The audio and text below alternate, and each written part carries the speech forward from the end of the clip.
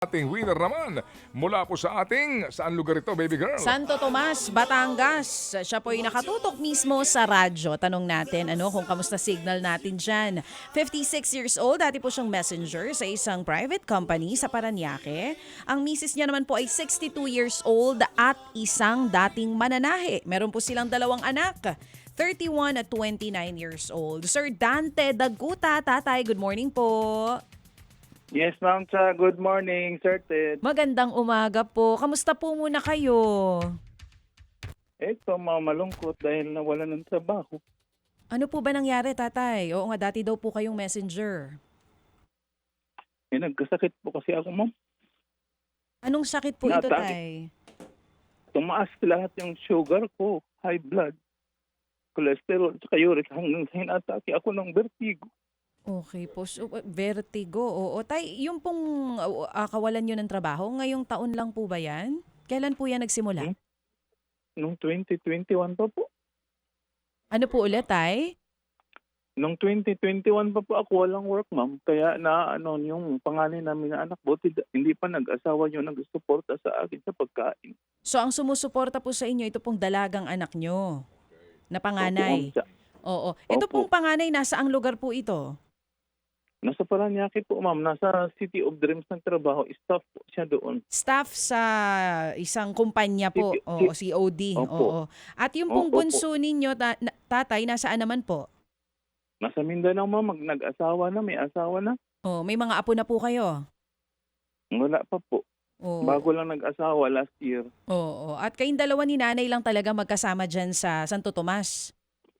Actually, mama ko lang sila nung anak ng dalaga na doon sa Paranaque. Dito kasi, Ma'am, dito ako nag-stay para hindi ako atakin masyado ng vertigo. Dahil nakakatulog ako dito ng mahimbing dahil hindi maingay. Sino pong kasama nyo dyan? Kayo lang talaga? Ma'am, ako lang isa talaga dito. Oo. So gaano po kadalas na nagpupunta si nanay dyan para po dalawin kayo? Once a month, ganyan. Kasi ang pamasahe po mula sa Paranaque hanggang dito balikan 1,000 din po. Oo. So once a month po sila nakakadalaw nitong panganay po ninyong anak. Oo. Tay, ito po bang Opo. bahay ninyo sa inyo po o inuupahan natin? Yung sa Paranaque doon sa sa tawag nito doon sa squatter lang po yun, Ma'am. Nabili ko lang po yung rights doon. Walang title, Opo, rights yung po ang meron. Opo, yung dito naman sa sa Batangas, yung low-cost housing nakuha ng anak ko sa Pag-ibig. So at least kahit papano po sa inyo po talaga yung nandyan sa Batangas at maging yun nasa Paranaque. Pero sige tay, kung sakali po, bago muna kung saan nyo dadalhin itong 2,000 piso, ano muna yung Bible verse na binigay po sa atin ni Pastor Jeff? Yung sa Bible kahapon, Ma'am, sa Matthew sa 33, ngunit higit sa lahat, bigyang halaga ang kaharian ng Diyos. Ang pamumuhay ay sa kanyang kalooban at ibigay niya ang lahat ng bagay na ito. Mateo 6:33, tatay. Gusto niyo po munang uminom ng tubig, tay? Okay lang po, Ma'am. Oo, okay naman po tayo. Sige po, tatay. Kayo po'y nakikinig sa radyo, tama po? Opo, Ma'am, araw-araw po. Gano'n na po kayo katagal nakikinig sa radyo? Start po last year, pero matagal ko na po kayong kilala ni Sir Ted noon pa sa kabila. Diyan po sa lugar po ninyo, no, sa Santo Tomas, Batangas, gaano po kalakas ang signal po ng aming istasyon? Malakas po, sir. Loud and clear. Loud and clear. Ano po ang frequency natin dyan? 105.9. Opo. At diyan po sa lugar ninyo, as in, klaro, hindi mo na kinakailangan hindi mahirap hanapin yung istasyon. Ay, hindi, sir. Maliwanag, sir. Loud and clear ang 105.9. Ay, salamat naman kung ganun. Thank God, oo. Yes, opo. Ano pa ho ang mga inyo pong pinakikinggan na programa po sa 105.9, tatay? Ay, mula po sa umaga pa. Kila ni Ma'am yung balita sa umaga. Ano po Yung dati kay Sir Mon Gualvez, yung balita. Basta sa umaga yung balita. Opo. Tapos sunod sa inyo. Pagka- Sunod kay Sir Lord. Tapos yung kay Kuya Pupoy, kay Ma'am Wow. Christie at kay Senator Idol Rafi. Opo. Idol, opo. Wow, Ah, kabisado. anong oras ang tulog niyo? Anong oras po? Ano po yung mga huling programang pinakikinggan ninyo? Hanggang doon yan kay Chikadora. Kay Kay Laila. Laila. Opo. Wow. Opo. Si Dr. Love, tulog na kayo. Papahinga na. Sige. Okay. Ganda po, Tatay Dante ha. 2,000 ang ating premyo. Saan niyo po balak gamitin to, Tatay? Actually, sir, hirap po ako sa pagkain plus wala na po ako maintenance. Sandali lang. Hirap ka sa pagkain o as in nahihirapan kang lumunok o wala kang makain? Wala po akong pambiling pagkain, sir. Wala kang pambili ng pagkain. Kung sakasakali itong 2,000 piso, anong balak mong gamitin? Saan mo balak gamitin? Anong gagawin mo? Ang bili, sir, ng bigas at saka maulam. Pambigas at Saka bilin Opo. Yung... ulam, saka Okay, go ahead.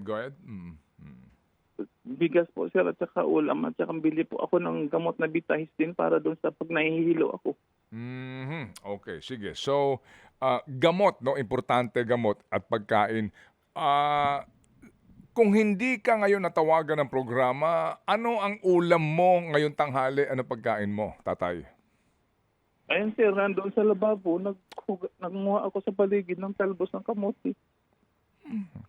Opo. May cellphone ka, Tatay? Opo. Opo. Makakapagpadala ka ba sa amin ng mga picture o video man lamang ng kapaligiran mo na yan? Gusto lang ho namin makita yung lugar mo na yan.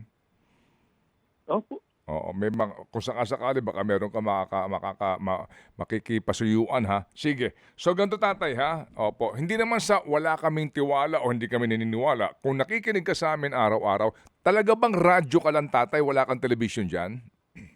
Wala pong TV, sir. Wala. Radyo lang po. Opo, sige. Kasi kung talagang radyo ka lang, siguro naman alam mo na, no?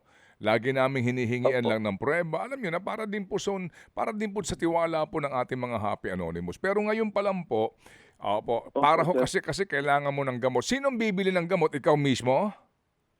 Ako po, pupunta po sa patika. Paano yung vertigo mo? Baka mahilo ka, Tay.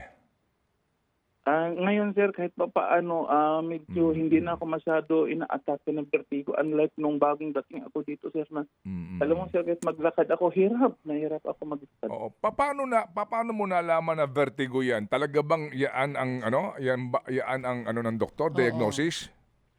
Opo, nung bago po ako pumarito, nagpatsika po ako doon sa amin, doon malapit sa SMBF na clinic, yung Albiar Clinic. Yun po yung na-diagnose sa akin, sir.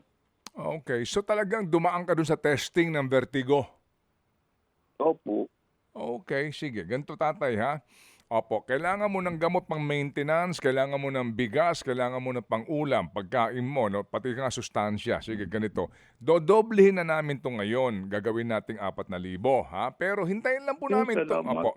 Hintayin lang po namin tong mga prueba mong ito at tatawag kami kung kinakailangan, ha? Okay? Wag na po kayong magpasalamat sa programa namin. Sa mga tao lang po, no, na hindi nagpapakilala, na gusto hong tumulong sa inyo at higit sa lahat nga po sa Panginoon. Yan po ang pinaka-importante rito. To God be all the glory. Sige po, Tatay Dante. Opo, Sir Ted, ma'am, salamat po sa programa ninyo na kayo po ang naging tulay at matulungan ng tao na kagaya namin. Salamat po sa lahat ng mga anonymous na hindi nagpapakilala. At sana po, magiging malakas pa kayo na inyong mga katawan para marami pa kayong taong matutulungan. Opo. Salamat. Sir Ted, thank you. Salamat din po, Tatay Dante. Hindi pa ho tayo tapos. Abangan lang po namin yung mga prueba ho ninyo. Pero ngayon pa lang po, no, 4,000 po ito na amin pong ipapadala agad-agad sa inyo. Okay, Tatay, mag-iingat kayo ha sa inyong pagbili ho ng inyong gamot at ng inyong pangangailangan dyan na pagkain. Okay, Tatay Dante, ha? Salamat po na marami, Tatay. Salamat po. Hello, Ted. Thank Sir you po. Ted. Ano po? Gusto ko sana magkaroon, Sir Ted, ng sari-sari store kung pwede lang. Opo. Pero pwede bang bago yan sa sari-sari store, makita muna namin lahat namang ikinikwento mo? Sige po, opo, sige po. Opo, di ba kasi, una po, sabi nga namin, dito tayong sisimula lagi. Kung nakikinig ka lagi sa amin, ito ang pinagmumulan ng lahat. Katapatan at pagsasabi ng katotohanan. Yun ang pundasyon nitong ating segment na ito. Okay, tatay? Opo, sir. Thank you, Yes. sir. Thank you. Alright, Thank you. sige. Thank you, Lord. Salamat din po ng marami. Thank you. Ayan. Thank you po, Sir Dante Dagkuta. Sige,